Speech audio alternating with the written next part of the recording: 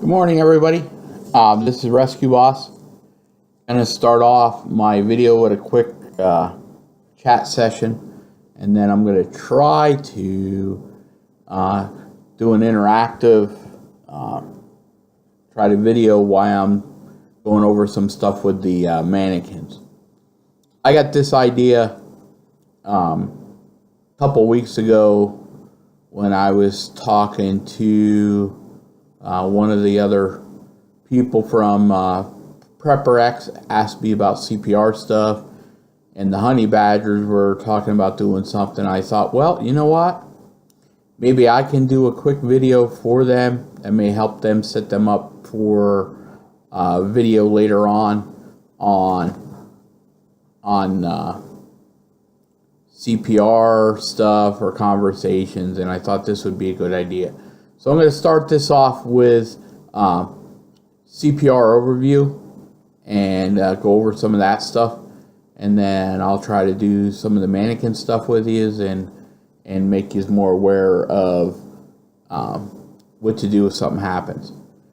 But before we start, as a disclaimer, this is not a certification. This is not any type of class. This is an information only video. It is highly recommended that if you want to take a class, you should do it in person, learn how to do it. But the idea behind this is to make sure some information's out there so you know what to do if something would happen, and make sure it's clarified what to do. The big things are going to be minimum for an adult is hands-only CPR. When we get into the child and infant, we would talk about why we need to do ventilations for children versus the adult. We'll talk about how to do the CPR on the mannequin and stuff like that. The big things to remember is when you're doing hands-only CPR is going to be depth. Depth when you're doing CPR on an adult is 2 inches minimum to 2.4 inches. An adult, they say, is precubitus, which would be roughly when they start to get hair development if they're a male, breast development if they're a female, and that can vary. You may get somebody that's very more mature than others where they start developing early, and that could be as young as 9 to 12 years of age, and you may get others that may go out as far as 16. So it's a judgment call there of what you think an adult would be. A child is 1 to precubitus years of age, and an infant is 0 to 1. The big thing is staying calm. Make sure that the scene is safe and you have stuff with you if possible. Most likely this is going to be a family member or somebody you know that you're performing this on. If you decide to do this outside of your own family, you can. The big thing is remember, do you feel comfortable? Is the situation safe or not? So we'll talk a little bit about that as I go here. The big idea with CPR is, especially with anything we do, as I try to say, no fear CPR. Some of the biggest fears are liability, and in every state, all 50 states of the United States, we do have Good Samaritan laws, and most of that, when you break it down, it'll say do the best you can to the level of your training. So if whatever an everyday person would do in that same situation is considered a prudent person. Another one people say is germs. The big thing is if we're doing hands-only CPR, you're very limited on germs because you're only using your hands. You're not doing mouth-to-mouth. How about another one that people talk about is I may not do it perfectly or I hurt them. The good news is you can't hurt them even broken bones will hurt, and a lot of times it's not they call it snack, crackle, pop feeling that when you do CPR on an adult, you may hear like crackly noise. That's a lot of times that's the cartilage in the rib cage flexing. The big thing is to remember you can only help them at that point. If you're doing CPR, they're not perfusing, they're dying. Also remember when you call 911, they're going to walk you through what to do. And remember, the victim's not going to ask you for a card. If you're treating them, they're not asking you for a certification. A lot of times people will be more happy and grateful if you help versus doing nothing. So that was just a little bit of some information there. So what I'm going to do is I'm going to quick pause this. I'm going to start this back up when I get on the floor and try to go over some of the stuff with you so that you can see what to expect. So give me a few seconds here. I'll pause this and then we'll go over some of the CPR stuff. Okay, I'm back, everybody. I'm going to start this video off again with the CPR. The big thing is we talk about scene safety. Scene safety starts with, is it safe for you to help? Is it an active shooter or anything like that? Because remember, when you respond to that incident, if you're the only person able to help, you go down, you now become a second victim, what the emergency providers may not be ready for. So I tell people be ready for that. So you want to be careful of that.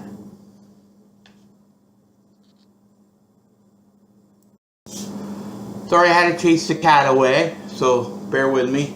So after I make sure the scene's safe, no hazards, anything like that, the big hazard that you want to look for is active shooter, active violence. Use your senses. Picture this as a six-sided box. You want to use all your senses. So you want to use your sense of smell. Is there any chemicals, unusual odors, stuff like that. Sound. Sound is very important when you're doing scene assessment. What do you hear? Is there a large crowd? How's the crowd reacting? Your skin will tell you, like temperature-wise, because maybe there's a fire on the other side of the building or something, you know, stuff like that. So you want to use all your senses when you're doing this. The next thing is you want to picture protecting yourself. So having gloves of some type, whatever type you want to use, some type of barrier device between you and them if you feel comfortable to do that, or if you have that ability. Another one that I recommend, depending on what you're involved in, is some type of eye protection. These are yellow glasses. I use these at work only because in case somebody spits or vomits, I have some type of protection. So what I'm going to do is I'm going to start off with doing a quick demo. What I would do in this situation would be walk up to that person, yell, holler from a distance. As I get closer to them, tap both shoulders. Hey, are you okay? The big thing is to make sure that if there's a response or not. If there's no response, the next thing I want to do is get 911 started. Call 911, send somebody for help. Make sure you identify that person. Say, go call for help. Come back and let me know you called for help. Because if they don't come back, I'm sending somebody else. If I'm by myself, I have to get help started. Because we need to get help going, because it takes them how long to get to you, and that can vary depending on your area. Next is if I have protection, I put my gloves on. Eye protection if I needed it. The next thing I'm going to do is any signs of circulation, coughing, breathing, movement. Remember, are they turning blue? Are they coughing? Any type of movement could be an indicator that they are breathing. But remember, a lot of people mistakenly identify agonal respirations, which occur in the beginning of a cardiac arrest, as breathing, and it's not. It may be under 10 times a minute. It may sound like a percolator coffee pot. But stuff like that. Next I'm going to do is find the center of the chest, center of the nipple line, interlock my hands. When I do my compressions, it's 2 inches minimum to 2.4 inches, and I'm going to do 100 compressions a minute. So when you go to do that, it'll be to the rhythm of Staying Alive. Another song you can picture is another one, Bit to Dust. Another song is the Baby Shark song. They all have different numbers, and I'll try to go over them after this. The big thing is find the center of the chest, center of the nipple line, legs, arms width apart. When I do my compressions, it's 1, 2, 3, 4, 5, 6, 7, 8, 9, 10, 11, 12, 13, 14, 15. Keep going up to 100 if I'm doing compression only CPR. If I'm certified, I can do my ventilations, but if you don't feel comfortable, you don't have to. That's what hands only CPR is for. If you're going to do ventilations, then you would do a head tilt chin lift. Give 2 breaths. Watch for chest rise. Okay? And sorry about the shadow. I have a shadow due to the window behind me, but you'll have to bear with me with that. I grab my CPR mask. Chest rise, and then back on the chest if I feel comfortable doing ventilation.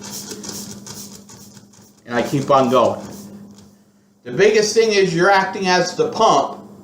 So when you do CPR on a real person, you may hear a snack, crackle, pop. It may be the rib cages and stuff like that you hear, but that's what you're going to hear, like the snack, crackle, pop sound.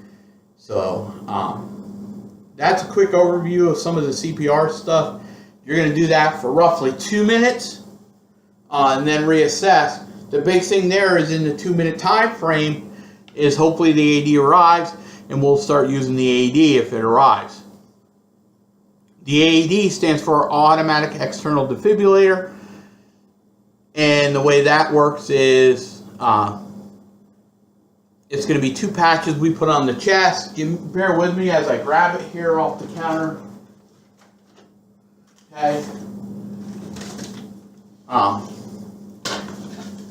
And don't mind me, I got to get off my knees due to the wonderful wooden floors.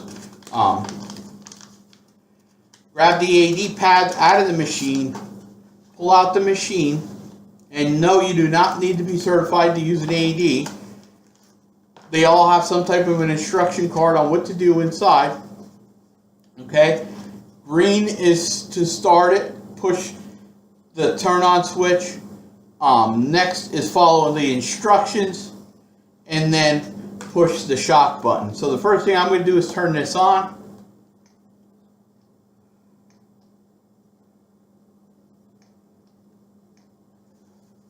Well, of course, this is going to act up.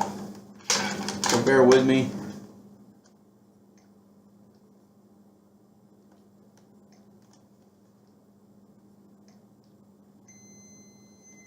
There we go. Normally, a real AD isn't going to do that. Plug in pad connector next to flashing light.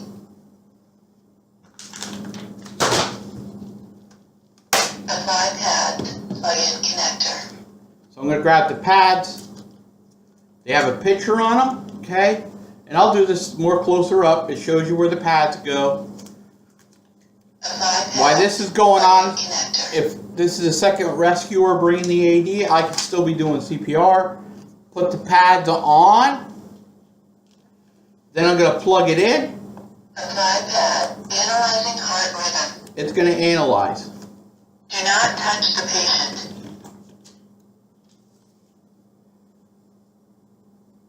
Shock advised. Charging. Stay clear of patient. Deliver shock now. Press the orange button now. As you can see, the orange button is flashing. I would push the shock button. Shock delivered. Begin CPR. Now it's going to beep. That's the rhythm you want to be at. So I'm back on the chest.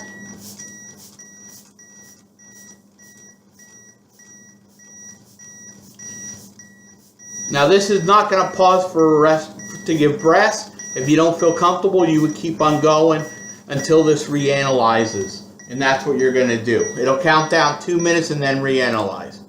So what I'm going to do is quick pause this video, get back off the floor. So that was a quick overview of the adult stuff. The big difference between an adult and child is with a child we're going to do 2 inches, up to 2 inches of compression, or roughly 1/3 to 1/2 the chest depth. On breathing, it's still enough to see chest rise. 30 to 2 for breathing, if you feel comfortable. The big thing with children and infant, remember, we know they need breaths because the last thing or the first thing to go on children is typically respiratory drive. They stop breathing and they go into respiratory arrest, which then slows their heart rhythm down. So when we look at that, that's some of the things you got to think about. We talked about the songs. Staying alive is roughly 102 beats per minute. I actually got that exact number off of Ready Man. They did a class last night on the same stuff. Another one, the Dust, is roughly 103. The Shark song comes out to, I want to say, like 118 to 120 beats per minute. But there is roughly 30 other songs that match that number. And some of those you may not think about would be, the artist would be Tracy Chapman, and the song was Fast Car. Guns N' Roses, Paradise City. That song does at least 100 beats per minute. Diana Ross, Ain't No Mountain High Enough. Cyndi Lauper, Girls Just Want to Have Fun. Another cool one I thought was interesting was Bon Jovi, Lay Your Hands on Me. And just another one real quick off the list I have is U2. I still haven't found what I'm looking for. So these are just some of the numbers out there. So some things to take away from this. I'm only going to do the adult and quickly talk about the child. I may do a video in the future on the infant, but we're already over 15 minutes into this. So I don't want to go crazy long on the video. Remember, when we compress, we're on the lower half of the breastbone. We're not at the bottom of it. We're on the lower half of the breastbone. A lot of times when we don't look for a pulse anymore because of the error factor. It was about a 60% error factor in looking for pulses. People are unsure if there was one or wasn't one. So now we're trying to teach them. We just worry about look for signs of circulation, coughing, breathing. What was breathing feel like? Remember, it would be a warm air coming out of their mouth. You may see their chest go up and down, or in the lower abdomen if they're using the lower muscles in their belly to breathe. What color are they turning? Are they turning blue? The other thing is when you open the airway, everybody's like, how far do you open it? And remember, it's enough to be able to get that air in, and you can try to do that while you're positioning in the head if you need to, if you're doing that. But remember, we must pinch the nose to be able to acquire that. When we use the AED, it's looking for an electrical issue of the heart. What I normally try to describe to people is the AED is like a jump box for your car. You know, one of the battery boxes that you can go out, jump start your car if the battery's dead. If there's some power left in it, it will jump start it. But if your battery is totally dead, no life left in it, it's not going to work. Same way with an AED. It is is there has to be some electrical activity in the heart for it to work right. And normally it's an electrical malfunction where the heart's quivering, not allowing perfusion, or it's beating crazily fast and it's not allowing perfusion. So that's what it's trying to do. It's going to shock, cause the heart to stop, and then with us doing CPR, it'll hopefully allow it to get back into a normal rhythm with us doing CPR, and we are able to make a difference. Remember, with the adult, you're going to hear snack, crackle, pop, or like somebody took bubble wrap type sound when you do compressions. The person may throw up. The big thing is to remember, if they're going to throw up, which way do you roll them? I always tell people, always roll them toward the other rescuer, because you don't want that in your lap. You want to roll them away from you. So, and a lot of times they are going to vomit when you're doing mouth to mouth, because air it would blow down into the stomach sometimes, even if you have good proper airway. Some air will get into the stomach and eventually it has to come out. So I always tell people, be ready for that. And remember, we're not going to save everybody, but if we make the CPR work and it works and all the numbers are correct, we may make a difference. A perfect example was recently outside of where I work in another area, they had a young guy, 34 years of age, drop over at the fire academy, cardiac arrest. He was resuscitated, brought back, fully functional, no deficits. So CPR does work, and if all the ducks are in a row that day, you may make a difference. Other times it may not, but all you can do is try to make that difference. And realize, if you do, it'll be something you never forget. So hopefully this video helps you a little bit. If you have any questions, let me know. I know it's not the perfect situation, but consider I'm doing this all by myself using a computer, since I don't have a webcam or a GoCam or any of that stuff. I'm doing all this off my laptop as I moved around on the floor and stuff, so you got to bear with me. So hopefully this helps you a little bit. This will be Rescue Boss for March 7th, 2019 at 10:49 a.m. God bless. Be safe. Remember, being prepared is better than being scared.